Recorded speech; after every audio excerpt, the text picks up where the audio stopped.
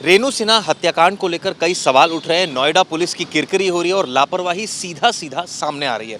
इस मुद्दे पर बात करने के लिए हमारे साथ रेणु सिन्हा के ब्रदर मौजूद हैं। अजय जी, सर कितने बजे ये पूरा आपको मामला प्रकाश में आया? आपने कई बार पुलिस को कॉल भी किया, किस तरह से पुलिस की लापरवाही सामने आई सर? देखिए, मैं इसको लापरवाही तो नहीं कहूँगा, क्योंकि जैसे ही मैंने कॉल किया 112 नंबर पर, तुरंत पुलिस आई वहाँ पर।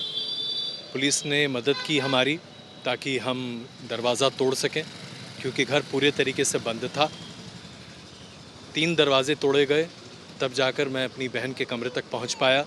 और ये सारा काम पुलिस की निगरानी में, पुलिस की मदद और सहयोग से ही किया गया था।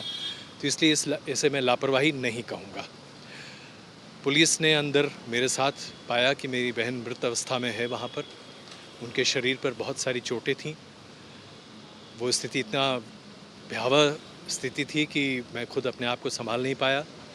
मैं बाहर निकला और उसके बाद मौके पर सभी वरिष्ठ अधिकारी वहाँ पहुँचे हुए थे और उनकी निगरानी में पूरी जांच हुई, पूरी खोजबीन हुई।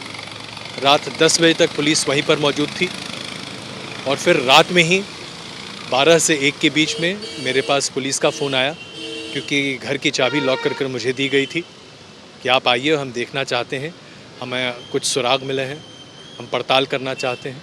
मैं और मेरे 2 मित्र रात में तकरीबन 1:10 या 1:20 हुआ होगा, मुझे एग्जैक्ट टाइम याद नहीं है, हम लोग वहाँ पहुँचे और फिर दोबारा छानबीन शुरू हुई।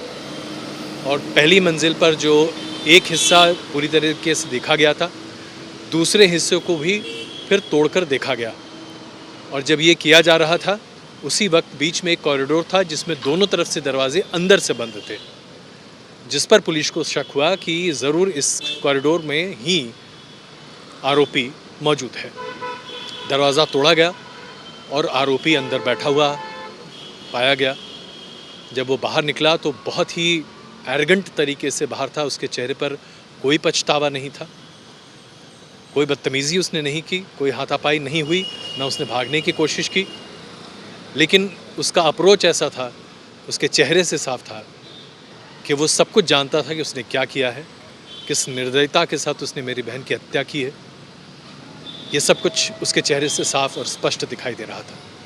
सर, इसमें सुबह जब आप लोग कई दिनों से वो आपको फ़ोन कर रही थी, 2-3 दिनों से, तो एग्जैक्ट कितने बजे सर आप पुलिस को आपने बताया और कितने बजे पुलिस स्पॉट पर पहुंची? मेरी बहन की आदत है कि वो हर रोज़ मेरे पिता और माता से कम 3 या 4 बार दिन में बात करती हैं। शनिवार को उन्होंने बात नहीं की मेरे माता पिता से।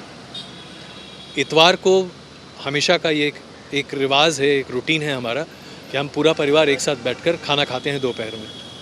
12 साढ़े 12 के आसपास आमतौर पर वो मेरे घर आ जाती हैं। रविवार को जब 12:30 तक वो नहीं आई तो मुझे चिंता हुई। फिर मैंने उनके एक मित्र को फ़ोन किया, क्योंकि उनका नंबर मेरे पास था। वो एक स्थानीय बुद्धिस्ट ग्रुप का हिस्सा भी थी मेरी बहन। और उसके बाद ये पता चला कि उस दिन बुद्धिस्ट मीटिंग नहीं हुई है ग्रुप की। करीब 2 बजे के आसपास मुझे लगा कि स्थिति ठीक नहीं है और फिर मेरी बहन के एक मित्र और मैं लगभग आसपास ही 2:15 के आसपास, 2:30 के आसपास वहाँ पहुँचे और फिर हमने कोशिश की अंदर जाने की। घर बंद था और तुरंत मैंने 112 पर कॉल किया और मुझे लगता है कि 5 से 10 मिनट के अंदर में पुलिस की टीम आ गई थी। तो मतलब 3 बजे के आसपास पुलिस की टीम वहाँ पर मौके बिल्कुल पर मौजूद थी। सर, इसमें एक चीज़ और भी है कि कई घंटों तक पुलिस को ये पता नहीं चला कि आरोपी छिपा हुआ है। कहीं छानबीन में कुछ मतलब डिले हुआ, या ये कहा जाए कि ये इन्वेस्टिगेशन चल ही रहा था, ऑनगोइंग था, तो उसमें थोड़ा वक्त लग गया? जैसा मुझे बताया गया, पुलिस ने जब सीसीटीवी खंगाला तो उसके बाद उन्हें कई सारी जानकारी मिली, जिसके बेसिस पर उन्होंने रात में मुझे तलब किया। अब मैं इसे और किसी नज़रिए से नहीं देखना चाहूँगा। मुझे लगता है कि नोएडा पुलिस ने कम से कम इस पूरे मामले में मुस्तैदी से काम किया है और हम उनके आभारी हैं। हम उम्मीद करते हैं कि हमें इंसाफ मिलेगा कोर्ट के ज़रिए। और पुलिस की तरफ से मुझे व्यक्तिगत तौर पर कोई शिकायत नहीं। सर, सीसीटीवी बंद पाए गए थे, वो सीसीटीवी क्या आरोपी की तरफ से बंद किए गए थे? क्या उसने सबूतों से छेड़छाड़ की इस दौरान जब वो घर के अंदर था? जैसा वहाँ एक पत्रकार के तौर पर, चूँकि इस तरह के क्राइम सीन्स को देखने की आदत है मुझे, तो व्यक्तिगत तौर पर मैं कह सकता हूँ ज़्यादा बेहतर जानकारी तो पुलिस देगी। क्राइम सीन से छेड़छाड़ की कोशिशें ज़रूर हुई हैं, क्योंकि सब कुछ बहुत व्यवस्थित था, कहीं भी खून के निशान नहीं दिखाई दे रहे थे, सब कुछ एकदम साफ था। ऐसा लग रहा था कि पूरा ड्रेस मैनेजमेंट किया गया है। इस पर और विस्तृत जानकारी तो पुलिस दे पाएगी, लेकिन ये मैं अपनी अनट्रेंड एक जर्नलिस्ट आई से कह सकता हूँ कि सबूत से छेड़छाड़ की कोशिश आरोपी ने ज़रूर की है। सर, प्रॉपर्टी को लेकर सारा डिस्प्यूट ही कोठी को लेकर था। क्या आपकी सिस्टर ने बताया था कि प्रॉपर्टी को लेकर जो हस्बैंड है वो बहुत टॉर्चर कर रहा है, पिछले कई दिनों से ये चल रहा था?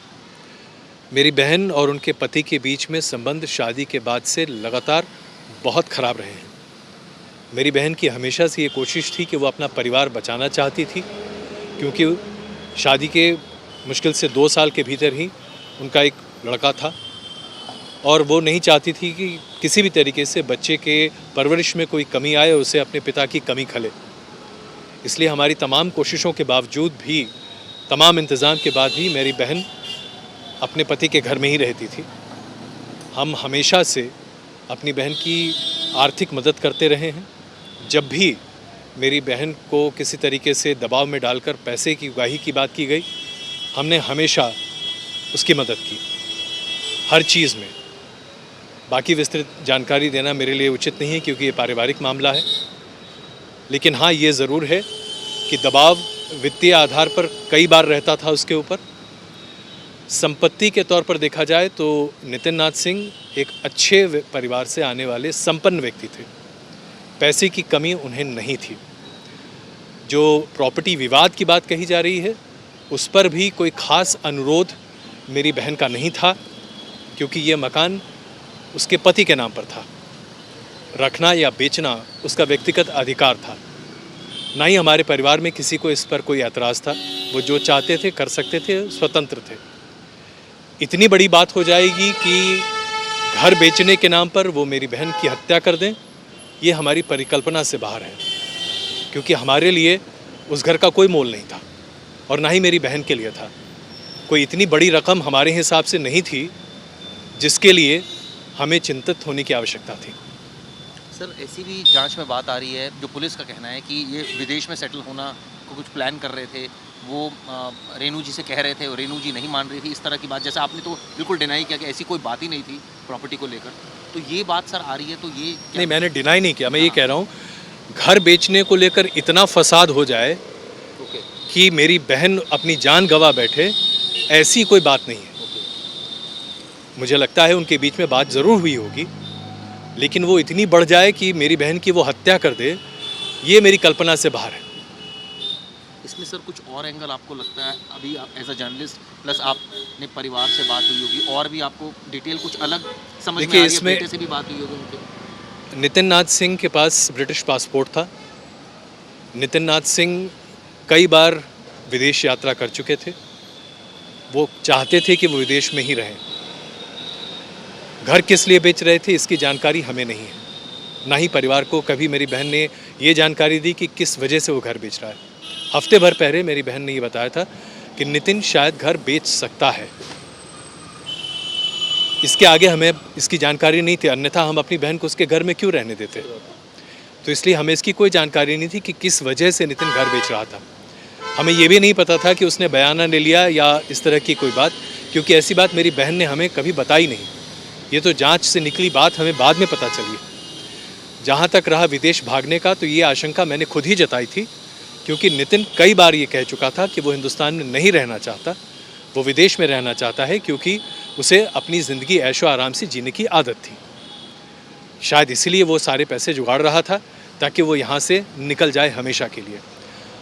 उसने अपना पासपोर्ट ब्रिटेन से कैसे बनवाया, क्या किया, इसके बारे में भी मुझे विस्तृत जानकारी नहीं है, क्योंकि एक सरकारी अधिकारी के तौर पर नितिन नाथ सिंह ने काम किया है 1987 से। तो जाहिर सी बात है, एक विदेशी नागरिक सरकार में नौकरी तो नहीं कर सकता। तो ये बात जांच का विषय है कि एक भारतीय नागरिक कैसे एक ब्रिटिश पासपोर्ट लेकर घूम रहा था, और उस ब्रिटिश पासपोर्ट के आधार पर वो फिर आगे क्या रणनीति बना रहा था। इसलिए हमें ये लगा कि नितिन नाथ सिंह बहुत सारी चीज़ें करता था जिसके ना तो परिवार को जानकारी थी, ना हमें जानकारी थी। सर, इसमें बेटे का भी बारे में जानकारी निकल कर आई कि वो आते थे तो वो दोनों अलग, एक तरह से घर एक ही था लेकिन दोनों अलग अलग रूम में रहते थे और बहुत ज़्यादा कम्युनिकेशन जो है दोनों के बीच में नहीं था। तो बेटा जो था वो मदर की साइड था और मदर के साथ ज़्यादा टाइम स्पेंड करता था। दीदी मेरी बहन और उसके बेटे मानस गौतम के बीच में संबंध बहुत मधुर थे। मानस के घर पर मेरी बहन रहा करती थी। साल में 2 बार वो अमेरिका ज़रूर जाती थी। महीना 2 महीना अपने बेटे के साथ रहती थी। इनके संबंध हमेशा अच्छे रहे। मानस जैसे ही थोड़ा बड़ा हुआ था उसके बाद से ही उसके पिता के साथ संबंध अच्छे नहीं थे। जब वो ग्रेजुएशन की पढ़ाई करने के लिए बॉस्टन यूनिवर्सिटी में गया था उसके बाद से उसने अपने पिता से सारे संपर्क तोड़ दिए थे। उसकी कोई बातचीत नितिन नाथ सिंह से जब से उसने ग्रेजुएशन शुरू किया और आज तक कभी नहीं हुई है। वो नितिन से मिलता भी नहीं था। मानस को हिंदुस्तान आए भी 5 साल से ज़्यादा हो गए हैं। इस बीच वो हिंदुस्तान नहीं आया। हिंदुस्तान भी जब वो आता था तो हमारे घर रहता था। वो अपने घर नहीं रहा करता था क्योंकि वो अपने पिता से मिलना नहीं चाहता था। सर, सारी आपने डिटेल में बात बताई, कुछ आपको ऐसा लगता है कोई और एंगल इसमें हो सकता है जिस पे पुलिस को प्रोब करना चाहिए? जैसे आपने एक अच्छा पॉइंट रेस किया कि ब्रिटिश पासपोर्ट नहीं हो सकता, तो ऐसे में वो क्या मतलब उसकी मंशा क्या थी? तो आपको लगता है कुछ और मंशा भी रही होगी या कुछ और ऐसे चीज़ें हैं जिनको लेकर पुलिस को इन्वेस्टिगेट करना चाहिए? मुझे लगता है पुलिस अपना काम मुस्तैदी से कर रही है और कोई एंगल अभी मुझे फ़िलहाल नहीं सूझ रहा। लेकिन हाँ, इतना ज़रूर है कि मुझे इस बात का एक तरह से आप कह सकते हैं कि यकीन है कि he wanted to get rid of my sister, क्योंकि वो उसके रास्ते की एक बहुत बड़ी अड़चन थी। अब इसके लिए उसने जानबूझकर किया या किसी और वजह से हत्या की, ये मैं नहीं कह सकता, कहने की स्थिति में नहीं हूँ। भागना चाहता था, ये मुझे लगता है, ये इसका अंदेशा है, बहुत ठोस अंदेशा है। पुलिस इस पर जांच कर रही है और मुझे उम्मीद है कि हमें इंसाफ मिलेगा। देखिए, उनके ब्रदर है जिन्होंने डिटेल में बताया कि क्या क्या वजह हो सकती है। पुलिस का उनका कहना है कि लापरवाही नहीं है, पुलिस टाइमली पहुंची है। अभी जांच नोएडा पुलिस की लगातार चल रही है। क्या इसके पीछे कोई और मंशा है? तमाम एंगल्स अभी ओपन है और पुलिस का कहना है कि वो हर एंगल्स पर इन्वेस्टिगेशन कर रही है।